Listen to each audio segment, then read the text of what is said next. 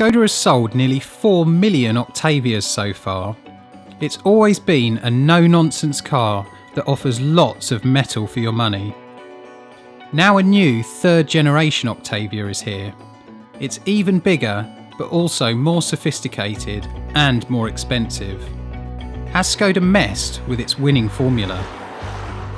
Now you probably know that Skoda is part of the giant Volkswagen group, and that underneath this new Octavia is actually the latest Mark 7 Volkswagen Golf.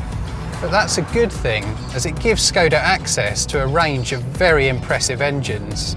The car I'm driving today is the best seller of the range, the 105 brake horsepower 1.6 diesel.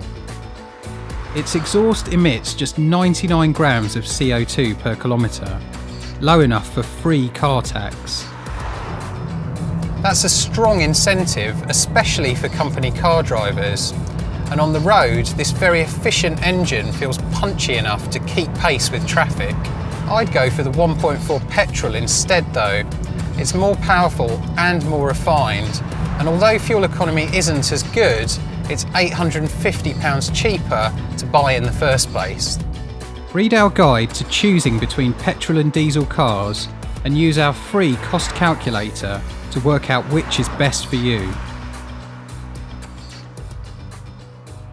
It might share its oily bits with the Golf, but the Octavia is much longer and much roomier inside.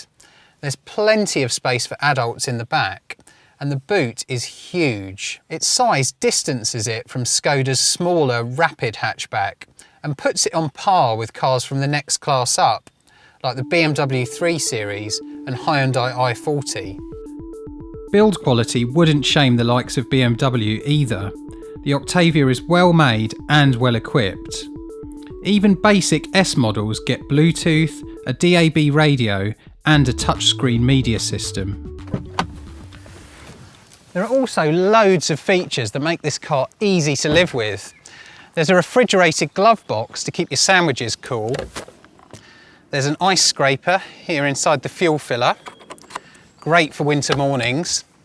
And we know which members hate those puncture repair kits and want cars with a full-size spare wheel.